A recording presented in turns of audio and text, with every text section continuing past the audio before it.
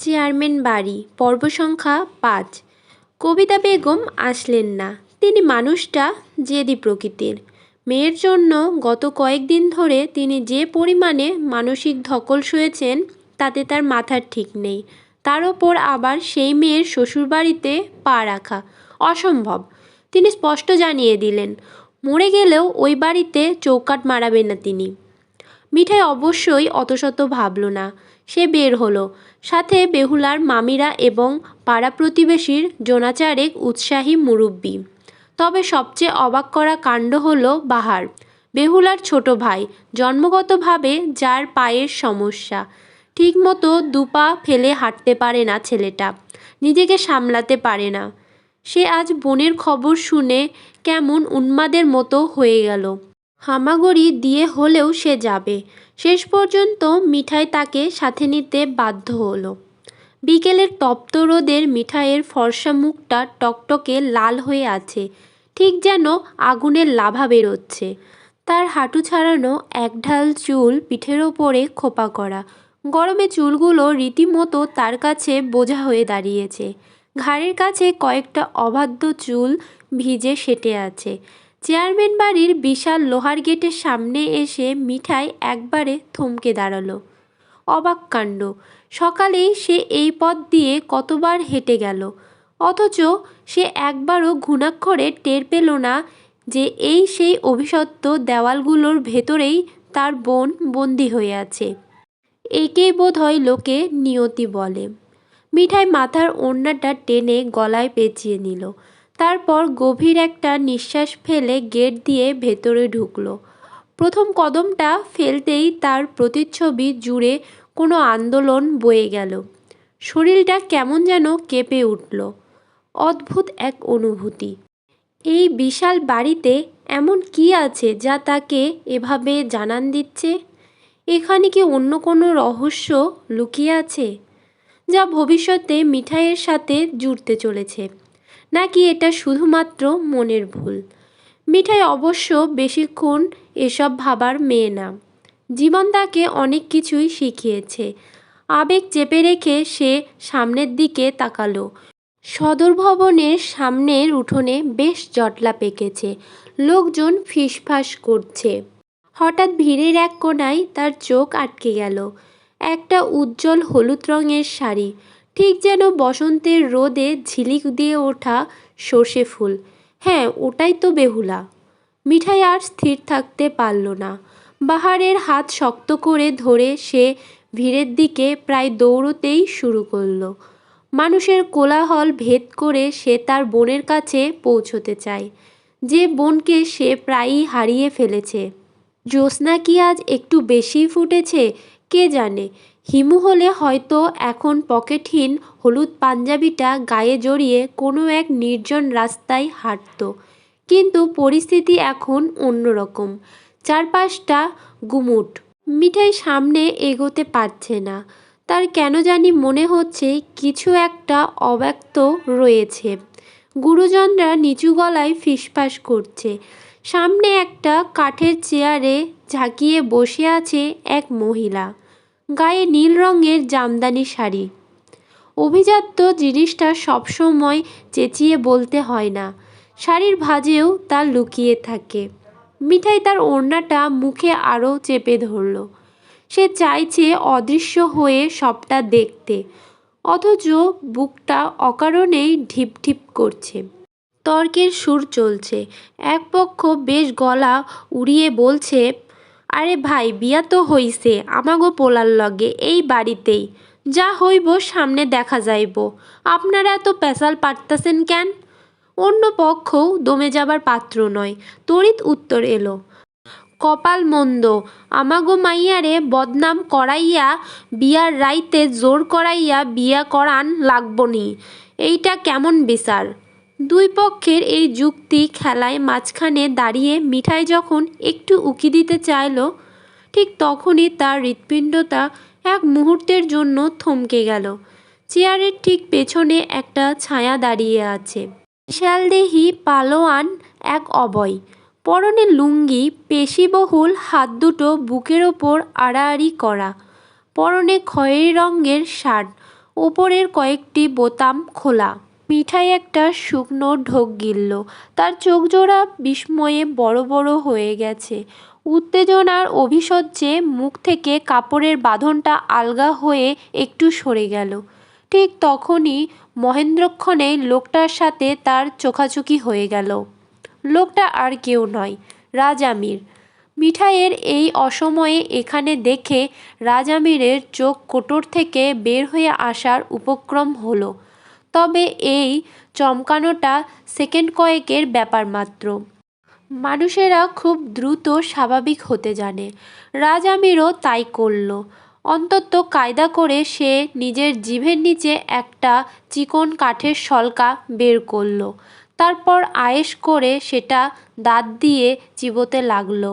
তার ভাবভঙ্গি এমন যে এই পৃথিবীতে কে এলো আর কে গেল তাতে তার বিন্দুমাত্র কিছু যায় আসে না।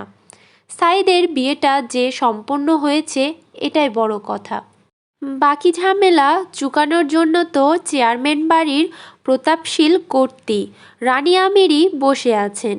বাকি ঝামেলা চুকানোর জন্য তো চেয়ারম্যান বাড়ির প্রতাপশীল কর্ত্রী রানী আমিরই বসেই আছেন। দাবার চাল এখন তার হাতে। রাজ আমিরের কাজ এখন শুধু নির্লিপ্ত মুখে শলা চিবানো আর দৃশ্যের দর্শক হওয়া। খইছড়া এলাকায় একটা কথা বাতাসের আগে ছোটে, চেয়ারম্যান ওসমান আমির নামেই কেবল চেয়ারম্যান, আসল দাপট হচ্ছে রানী আমিরের। মহিলাতান্ত্রিক পরিবার বলতে যা বোঝায়, আমির পরিবার হলো তার আদর্শ উদাহরণ। রানী আমির যখন জামদানির শাড়ি সামলে কাঠের চেয়ারে বসেন তখন রোদ প্রকৃতির বোধহয় খানিকক্ষণ থমকে দাঁড়াতে হয়। তিনি যা বলবেন তাই আইন, আইনের বাইরে যাওয়ার সাধ্য কারো নেই। তবে মিঠাই অন্য ঘরে আছে। তার মাথায় একটা বিষয় ঠিক হজম হচ্ছে না। রাজ আমিরকে এই বাড়িতে দেখে তার পেটের ভেতরে কেমন জানি একটা কামড় দিচ্ছে। এই তো সেই ছেলে, গতকাল সন্ধ্যায় যার সাথে একটা হেব্বি জোরে ধাক্কা খেয়েছিল মিঠাই। রাজ আমির ছিটকে পড়ে গিয়েছিল মাটিতে। মিঠাই ভেবেছিল আহারে বেচারা, বোধহয় বরপক্ষের কোনো সপ্রতিভ যুবক।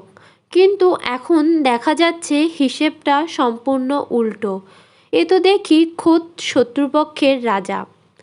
কবির ভাষায় বললে গোঁজামিল সব জায়গায় থাকে না, কিন্তু থাকে সেখানেই যেখানে তালগোল পাকিয়ে যায়। মিঠাই বুঝতে পারল ডালের ভেতরে শুধু নুন কম নয়, ডালটা বোধহয় পচে গেছে। কুছ তো গড়বড় হে। মিঠাইয়ের রহস্য কিনারায় পৌঁছতে হবে। সে বাহারকে এক মামির জিম্মায় সঁপে দিল। তারপর ভিড় ঠেলে শরীর বাঁচিয়ে ঢুকে পড়ল বেহুলার ঘরে। বেহুলা মাথা নিচ করে পাথরের মূর্তির মতো বসে আছে। মিঠাই তার হাতটা শক্ত করে চেপে ধরে টান দিয়ে নিয়ে গেল এক কোণায়। জননিবিশ্ব নেই এমন একটা জায়গায় ফিসফিসিয়ে বলল, কি গো আপা, তুই তো দেখি অসাধ্য সাধন কইরা ফেললি, সবার মুখে চুনকালি মাখিয়ে দিলি কিভাবে? বেহুলা নিরুত্তর। তার মৌনতা মিঠাই দমে যাওয়ার পাত্রী নয়।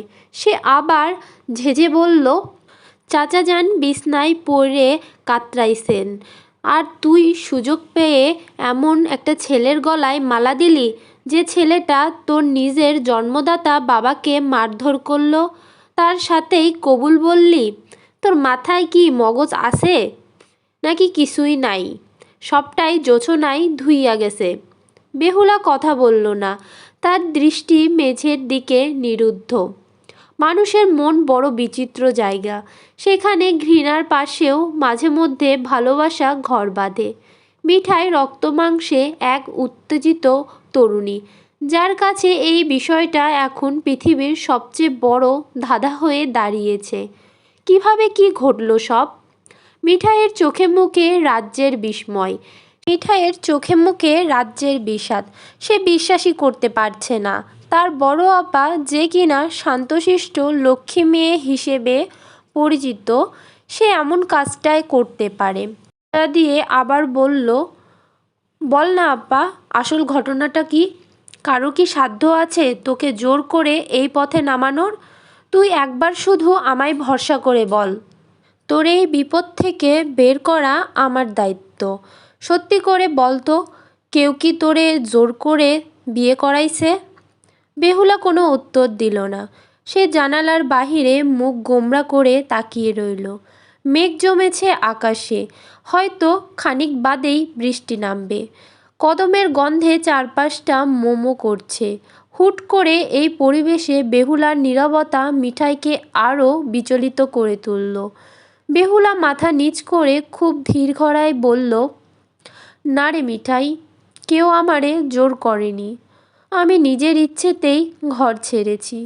তুই আব্বা আম্মাকে বলিস তারা যেন তাদের এই পাপিষ্ঠ মেয়েকে ক্ষমা করে দেয়। মিঠাই কপাল টিপে ধরল।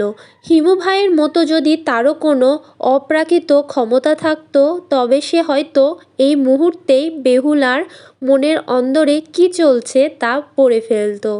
এই মেয়ে তো সহজে মুখ খোলার পাত্রী নয়। অভিমান আর রহস্যের দুর্ভেদ্য দেওয়াল সে নিজেকে চারপাশে গড়ে তুলে রেখেছে। হঠাৎ মিঠাইয়ের নজর গেল বেহুলার হাতের কবজির দিকে। ফর্সা চামড়ার ওপর অসম্ভব লাল গাঢ় রঙের দাগ, ঠিক যেন শক্ত কোনো রশি দিয়ে কেউ দড়ি বেঁধে রেখেছিল অনেকক্ষণ। দড়িটা দপদপ করছে।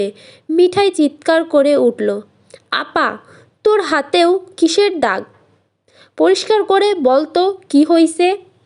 বেহুলা চমকে উঠে ঝট করে কবজিটা শাড়ির আঁচলে লুকিয়ে ফেলল। তার মুখে ধরা পড়ল আতঙ্ক। সে তোতলাতে তোতলাতে বলল, ও কিছু না, সামান্য চোট। সিঁড়ি দিয়ে নামার সময় হয়তো কোথাও ঘষা লেগেছে। মিঠাই এবার সবটাই বুঝতে পারছে। তুই বড় কিছু লুকাচ্ছিস। তুই ভয় পাচ্ছিস কাকে? ঠিক আছে, তুই যদি ভালো মনে করিস তবে কিছু বলিস না, কিন্তু মনে রাখিস এই ঘটনার পেছনে যে শয়তানি থাকুক না কেন, তাকে এই মিঠাই জামান কোনোদিনও মাফ করবে না। প্রকৃতির নিজস্ব বিচার আছে, আর সেই বিচারে ওকে ধরা পড়তেই হবে। বেহুলা হঠাৎ চুপসে গেল। মানুষের চুপসে যাওয়ার দৃশ্যটা বেশ ইন্টারেস্টিং। বাতাস বেরিয়ে যাওয়া বেলুনের মতো তার কুঁচকে যাওয়া। বেহুলা এখন সত্য কথা বলবে না। সত্য বলা বিপজ্জনক কাজ। তার স্বামী সাইদের গলায় ফাঁসির দড়ি ঝুলে আছে। এই গ্রামের মুরব্বীরা নালিশ দিয়ে বসেছে। সেখানে সে বাঘে মহিষে মারামারি চলছে। মহাপুরুষের নীতি হচ্ছে কোনো মারামারিতে নাক না গলানো। বাইরে কাঠফাটা রোদ। মিঠাই ঘর থেকে বেরিয়ে গেল। তার চোখ মুখে গোয়েন্দা গোয়েন্দা ভাব। মেয়েদের মধ্যে যখন এই ভাবটা আসে তখন তারা নিজেরাই গোয়েন্দা মনে করে। বাইরে সালিসি শেষ পর্যায়ে।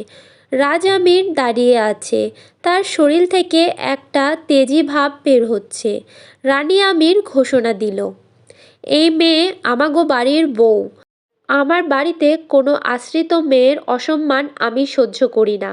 আপনারা তাকে মেয়ে হিসাবে মানবেন কি না জানি না, সেটা আপনাদের বিষয়, তবে আমাকে মানতে হবে। সাইদ আর বেহুলা এই বাড়িতেই থাকবে। মেয়ের বাপের বাড়ি যেতে ইচ্ছে হলে যাবে, আপনারা আসতে চাইলে আসবেন, রাস্তা খোলা। ঠিক এই সময়ে একজন মুরব্বি টাইপের লোক, যার মুখে খৈনি আর পেটের কুটিলতা, তিনি ফোড়ন কাটলেন। বললেন, সাইদ তো আপনার ননদের ছেলে। আপনার বাড়িতে বড় হইছে বইলাই কি আমাগো মাইয়া এই বাড়িতে বউ হইয়া গেল? বউ তো শ্বশুর বাড়ির হয়। রাজ আমির লোকটার দিকে এমনভাবে তাকালেন যেন একটা তেলাপোকা দেখেছেন। তারপর শান্ত গলায় বলল, সাইদ ছোটবেলা থেকে আমার সঙ্গে এই বাড়িতে বড় হয়েছে। এই ভিটায় আমার যতটুকু অধিকার, সাইদেরও ঠিক ততটুকুই অধিকার। আর কিছু বলার আছে? এখন সবাই কাইটা পড়েন। বিয়া হইয়া গেছে, ওদের একা থাকতে দেন। ওই কালু, 1 মিনিটের মধ্যে জায়গা পরিষ্কার কর। আম্মা, আপনিও ভেতরে চলেন, অনেকক্ষণ গরমে বসে আছেন। মিঠাইয়ের চোখে বিস্ময়। সে থমকে দাঁড়িয়ে আছে। রাজ আমিরের গলার স্বরটা কেমন যেন ধূর্ধর। অনেকটা কুয়াশার ভেতর থেকে কেউ কথা বলছে এমন। মিঠাই আড়াল থাইকা বাহারকে ফিসফিস করে জিজ্ঞাসা করলো, ছেলেটার নাম কি? প্রতিবন্ধী বাহার ভীতু কিসমের। সে কাঁপতে কাঁপতে উত্তর দিল, রাজামির। ও চেয়ারম্যান বাড়ির বড় পোলা। আর এই যে দেখতাছ, উনি চেয়ারম্যানের বউ। মিঠাইয়ের অনুমান মিলে গেল। তার ষষ্ঠ ইন্দ্রিয় বলছে এখানে কোনো গম্ভীর কিন্তু লুকিয়ে আছে। পর্দার আড়ালে কোনো এক জাদুকর সুতো টানছে। হয়তো এই রাজামেরই সব নাটের মূল কারিগর। মিঠাইয়ের চোখে এখন দপদপে নেশা। সে রাজামীরের মুখোশ খুলতে চায়। মানুষের মুখোশ খোলা খুব কঠিন কাজ, কারণ এক একজনের মুখোশের নিচে 1 ডজন মুখোশ থাকে। একটা খুললে নিচে আরেকটা দেখা যায়।